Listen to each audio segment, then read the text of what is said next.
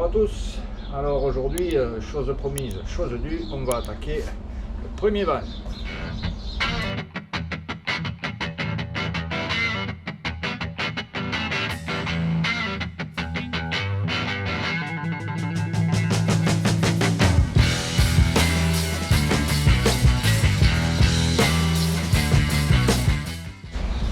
Bon, comme je vous l'avais demandé dans la précédente vidéo, vous avez été assez nombreux à essayer de trouver le van que l'on va attaquer aujourd'hui. Certains d'entre vous ont trouvé la bonne marque, d'autres ont été un peu plus perspicaces et ont trouvé le bon modèle. Alors je vous le fais découvrir sans plus attendre.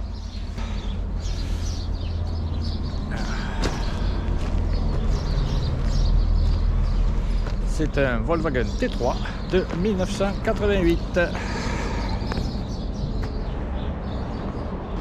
Le voilà. Bon, alors il n'est pas trop abîmé. Quelques points de rouille bien sûr, hein. Il a plus de 30 ans. Pas mal de parties ont été arrangées par le précédent propriétaire. Il n'y a pas de rouille perforante sur le châssis. Le plancher, comme vous pouvez le voir, est assez propre, un peu de rouille mais bon. Voilà le plancher, un peu de rouille, il n'était pas protégé, il y a quelques coups, mais bon, ben, on va faire avec, hein. C'est un véhicule qui a plus de 30 ans. La partie basse ici, là, a été remplacée il n'y a pas très longtemps. Voilà, donc on va commencer par un bon coup de nettoyage. Voilà l'intérieur, bon, pas très propre, hein. On va quand même sûrement découvrir pas mal de choses. D'ailleurs je vois que le poste est allumé, il va peut-être falloir voir d'essayer de l'éteindre si je veux garder un peu de batterie. Voilà, là on peut apprécier le travail sur les supports de baffle, magnifique. Ça va être un peu à changer.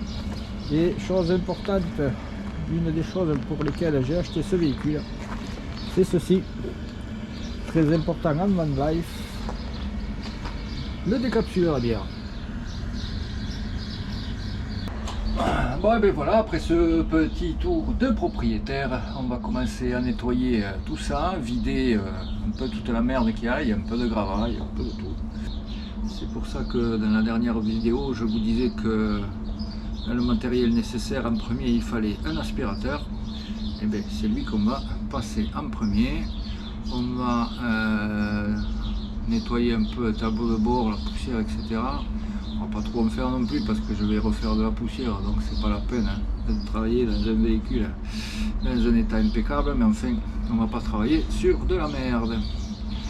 Donc je vais vous faire 4 images du nettoyage, je vais pas vous faire voir comment passer un aspi et un coup de chiffon. Et puis après on va se mettre réellement au boulot. On attaquera la découpe des fenêtres, on attaquera la pose du plancher, l'isolation, et puis on continuera pour avancer cet aménagement. Donc ce véhicule, vous n'avez pas fini de le voir puisque je vais faire l'aménagement au fur et à mesure des rentrées d'argent qu'il y aura, hein, parce que vous n'ignorez pas quand même qu'aménager un van ça coûte des sous. Donc voilà, ce véhicule, vous n'avez pas fini de le voir. Alors il sera entrecoupé par les aménagements des véhicules des clients bien sûr. Et sur celui-là, je vous ferai vraiment des focus sur tel point où j'aurai plus le temps de m'attarder que sur le véhicule d'un client. Voilà. Donc celui-là, vous n'avez pas fini de le voir.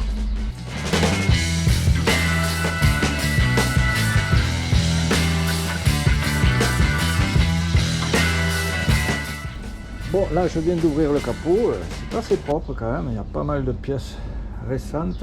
Par contre l'électricité c'est assez violent le truc. Il va falloir que j'y jette un coup d'œil et que je m'y intéresse, je pense, de plus près, parce que là derrière c'est violent. Des faisceaux un peu tout en vrac, ça me fait un peu chier. Bon, enfin ça c'est pas le plus grave. On va maintenant se mettre à nettoyer. Allez, on ferme le coffre.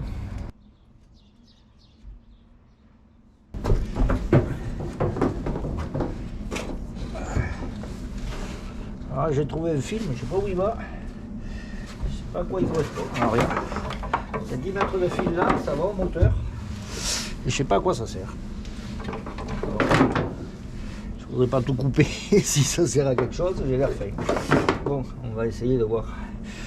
Déjà, parce qu'il y a une course qui est débranchée là-bas. Alors, est-ce que je viens de la débrancher en tirant dessus? On va essayer de démarrer le moteur pour voir si ça vient pas de là. Ça serait bien d'ailleurs. Aïe aïe aïe aïe aïe. Où est le bouton d'éjection de ce truc, de cette façade? Ça y est, j'ai trouvé. Hein, mon gars. Je sais même pas où j'appuie. Ah si, c'est là.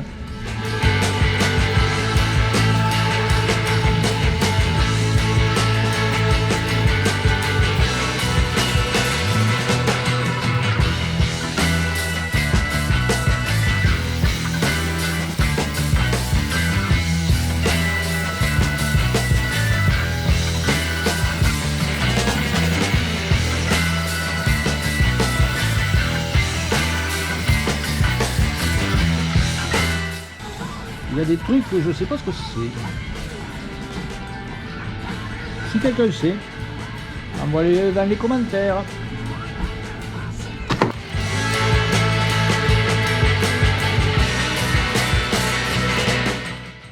Bon, j'ai fait un peu de vide parmi les fils là, dans le moteur parce que ici là, il y avait une nappe de fil tout à côté. Alors j'ai essayé de tout rentrer là-dedans. C'est pas terrible, il y a encore des fils déconnectés, alors je sais pas d'où ça sort. C'est un peu le bordel. Là j'ai encore ça qui pendouille, je ne sais même pas ce que c'est. Si quelqu'un le sait, ben, mettez-moi le en commentaire. Voilà, j'ai ça. Alors ça pendouille, je vais essayer de le fixer quelque part par là-bas parce qu'il y a du fil. Alors voilà, si quelqu'un le sait, ben, ça sera gentil de me dire ce qu'est cette pièce. Voilà. J'ai aussi fini de repeindre tout le tableau de bord. Alors je l'ai peint avec de la peinture à métaux parce que le tableau de bord est en ferraille. Voilà, il y avait des rayures un peu partout là-bas. Ça fait quand même un bien plus propre. Allez, je vais décacher tout ça, remettre le cache là-bas des compteurs. J'en ai profité pour peindre aussi le manche du levier de vitesse qui était dégueulasse. Voilà, allez, maintenant je vais décacher et je remonte tout. Je vous fais 4 images. Et pour aujourd'hui, eh ben, il y en aura sûrement assez. Bon, voilà, j'ai fini mon tableau de bord. On dirait qu'il est neuf. Voilà, voilà, voilà. Bon, mais pour aujourd'hui, il y en aura assez. Alors demain on fera les sols et on attaquera réellement l'aménagement avec le tracé des fenêtres et leur découpe, et après on attaquera le plancher. Bon, maintenant qu'on a nettoyé l'intérieur, on va s'attaquer à la découpe des baies vitrées. Donc il y en aura une ici et une de l'autre côté là-bas. Bon, donc pour poser les baies vitrées, il faut se prendre des points de référence. En l'occurrence, je vais prendre cette partie-là, ici, la gouttière qui est là, en tant que point de référence. Et donc je vais me mettre à 12 cm environ, enfin non, à 12 cm de la gouttière ici, là et là. Et ensuite je vais la centrer ici au panneau.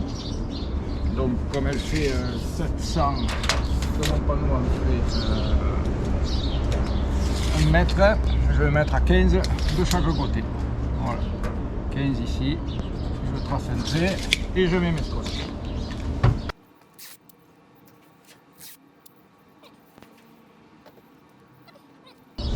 Ensuite, je prends mon gabarit. Bon, moi je me les suis fait en isorel parce que j'espère en avoir souvent besoin. Sinon, vous pouvez très bien vous le faire en carton. Vous le positionnez en haut, voilà, comme ça. Un petit trait là, un petit trait là, hop là. Voilà, un petit trait là, un autre là, un autre là. Et maintenant, il n'y a plus qu'à positionner les scotch au bon endroit. Voilà.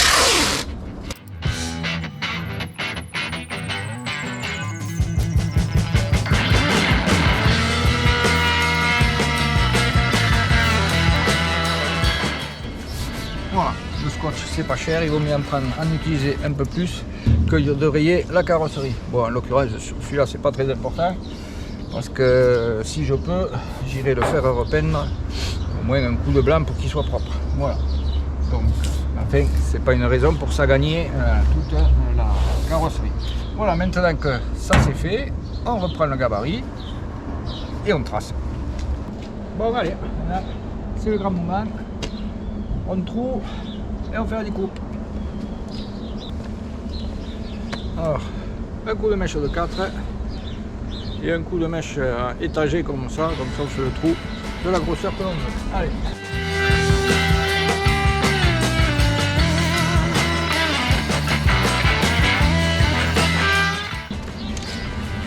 Allez, 6 sauteuses.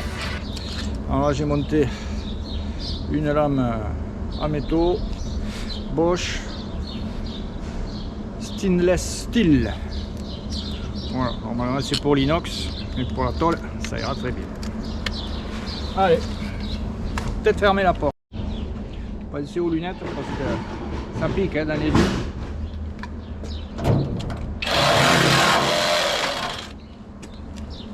Bon, pensez à fixer la lame aussi.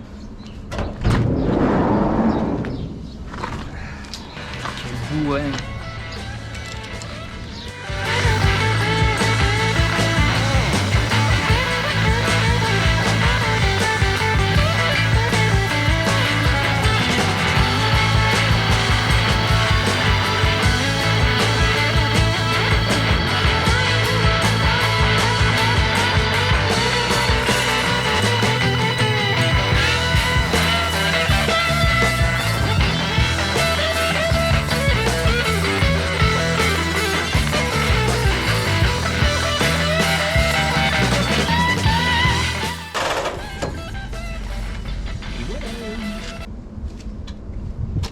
Bon, comme vous avez pu le voir, j'ai fait qu'un seul trou. Hein. Les cintres sont assez larges pour pouvoir tourner avec la scie. Ça sert à rien de faire des trous partout comme on voit souvent. Un seul trou et puis vous faites le tour. Hein, voilà. Un peu de scotch pour éviter que ça bouge dans tous les sens. Et maintenant, eh bien, on enlève les scotch, on fait une prière et on présente la vitre.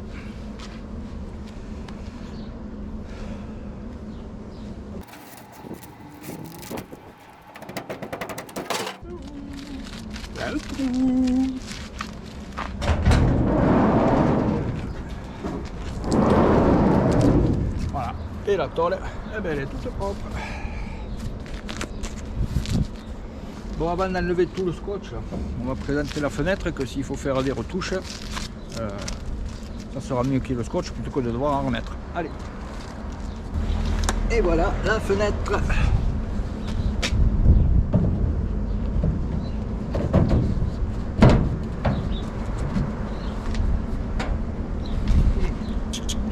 Impeccable. Voilà. Voilà, il ne restera plus qu'à mettre le cadre à l'intérieur. D'abord, je vais mettre un petit coup de lime pour ébasurer, un coup d'anti-rouille, pour pas que justement les champs ne rouillent, et après on passera à la suite. Mais il y a encore l'autre là-bas.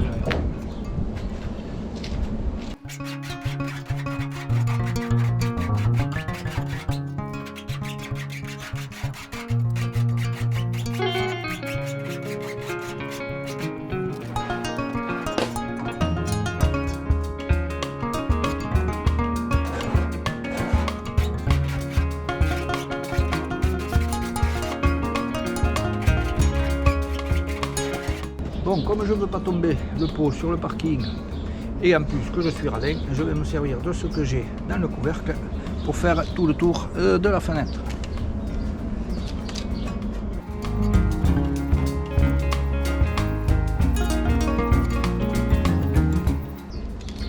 Voilà, en plus le fait d'avoir laissé le scotch, ça m'invite d'empéguer toute la carrosserie et après on pourra tout enlever.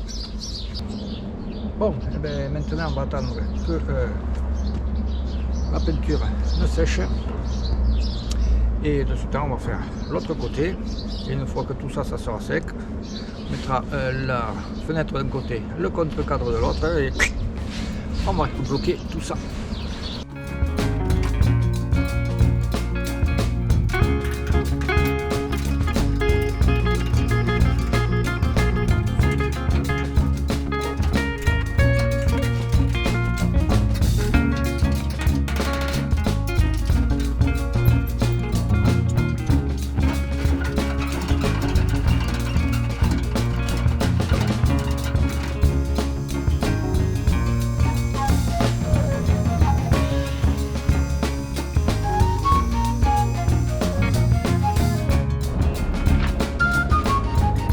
Avant toute chose, on va commencer à dégraisser avec de l'acétone et après on va pouvoir passer au collage proprement dit.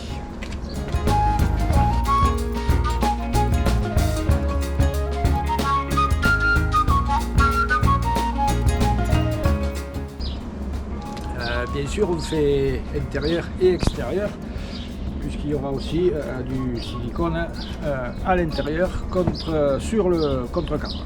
Allez.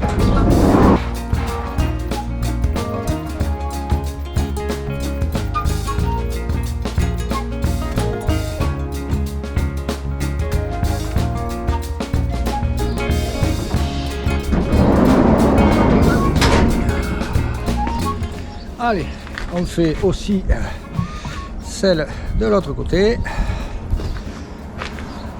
Voilà.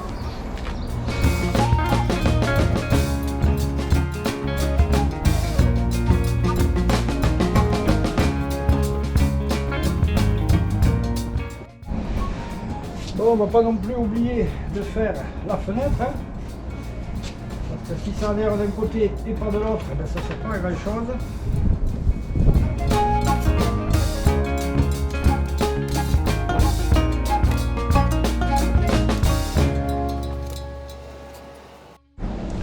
Donc voilà, mes lanterneaux, mes fenêtres sont nettoyées. Ma carrosserie est nettoyée. Je vais tout d'abord présenter ma fenêtre, tracer très légèrement le tour de la fenêtre pour pouvoir mettre un scotch. Comme ça, lorsque je vais plaquer ma fenêtre dessus, le scotch il ne va pas dégueuler partout et me pourrir toute la carrosserie. Ça c'est la première chose. Et ensuite, j'enduirai ma fenêtre, mon contre-cadre et je poserai l'un et l'autre. Et je visserai tout, voilà, que tout soit prêt d'un côté et de l'autre. Donc je vais essayer de le faire tout seul, mais normalement c'est mieux d'être à deux, un qui tient la fenêtre d'un côté et l'autre forcément qui tient et qui visse le contre-cadre.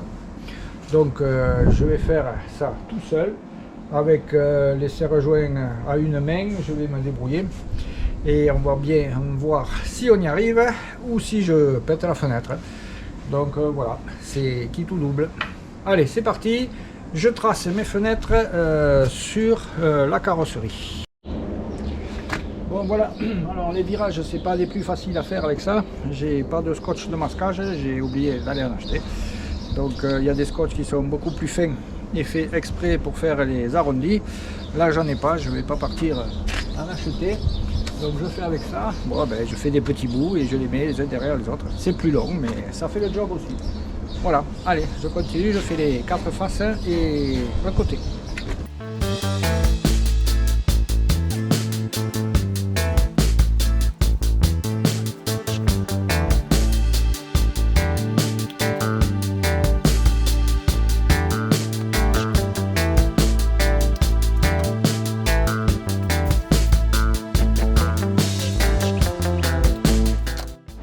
Bon voilà, les deux parties sont siliconées maintenant. Inutile de mettre des plâtraces énormes parce que de toute manière ça va dégueuler, il va falloir l'enlever. Donc ça c'est fait. Alors on prépare les outils qu'il nous faut. Là je vais prendre du scotch noir comme ça pour me tenir à la fenêtre tant bien que mal du temps que je fasse le tour en espérant qu'elle ne se casse pas la gueule. je la laisse ouverte. Comme ça, je vais mettre mon contre-cadre à l'intérieur, je vais l'ouvrir délicatement et je vais mettre 2 serre-joints pour m'aider à la tenir du temps que je la visse. Voilà, allez, on tente la chose et j'espère que dans 5 minutes, je ne vous dirai pas que j'ai fait une grosse connerie.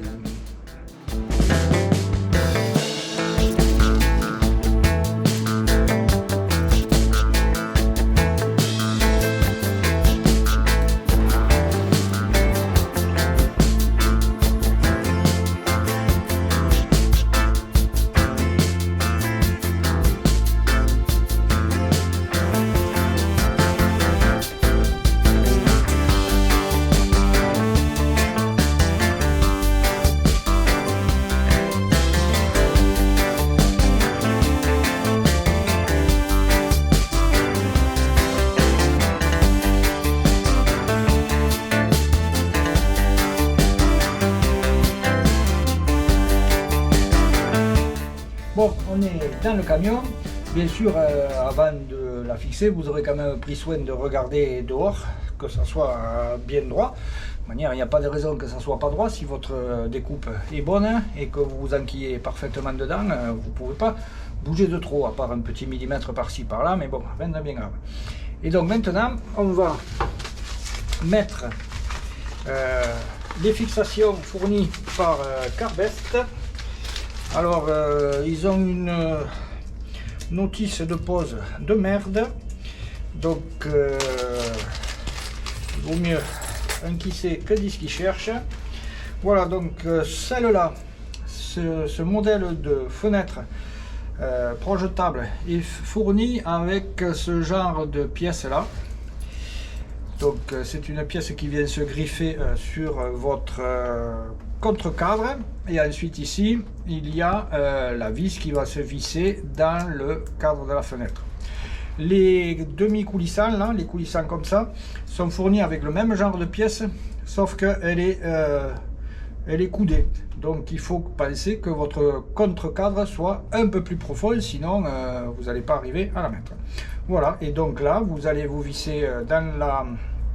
Il y a une rainure autour de la fenêtre et vous vous vissez dedans, tout simplement en emprisonnant le contre-cadre. Allez, je vous fais voir ça. Bon, j'espère que vous allez voir comme il faut, parce que là, forcément, vous êtes à contre-jour.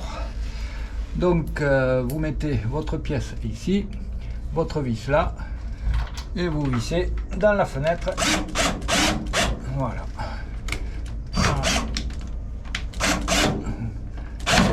Voilà, hop, tout simplement. Voilà. Et vous faites ça avec tous les petits bouts qui vous sont fournis. Alors il y a sur certains endroits il y a déjà des trous. Alors vous faites pas comme moi de vous empéguer les doigts de partout. Et voilà.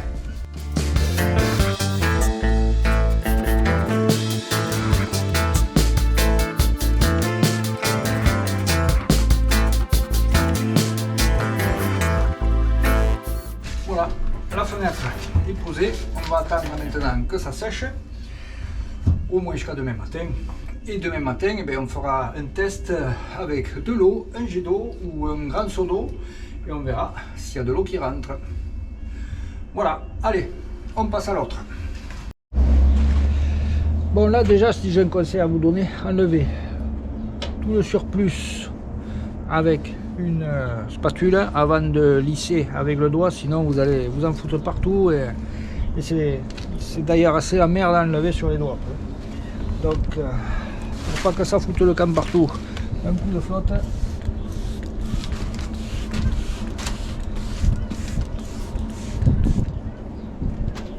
Bon, c'est de l'eau avec un peu de produit vaisselle dedans, tout simple, mais là vous passez tout simplement votre spatule. Voilà. Vous voyez, ça s'étale sur le papier, mais au moins c'est pas sur la carrosserie. Voilà, vous enlevez le plus gros déjà.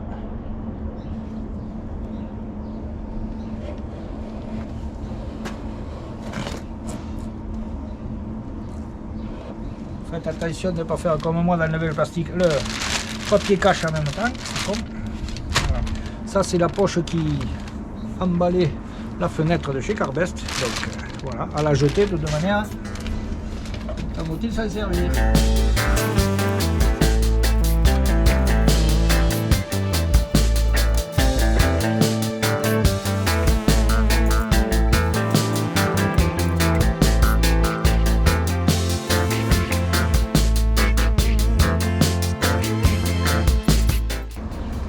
Alors faites gaffe en le jetant de ne pas vous en péguer les doigts, sinon après vous allez en foutre partout.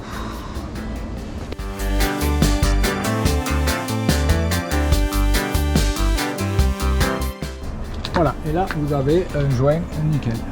Alors ici, ça dépasse un petit peu, on le voit ici, là, ça dépasse un peu. Ça, on attend que ça soit sec, et demain matin, un petit coup de lame ici, et ici pareil, il ne faut pas l'étaler, sinon vous allez faire de la merde.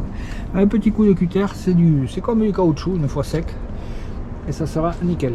Voilà. Et le joint est propre. Voilà, de ce côté il est nickel.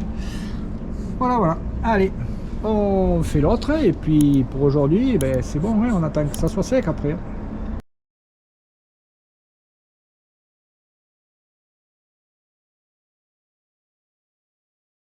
Par le nettoyage, hein.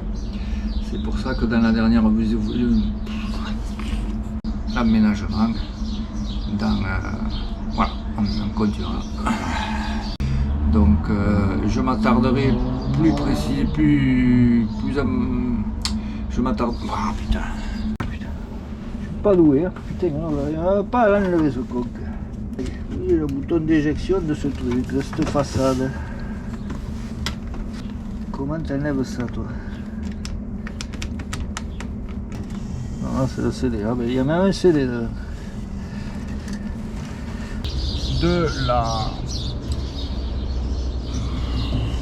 ça. Ah, non, là, ce côté c'est mieux.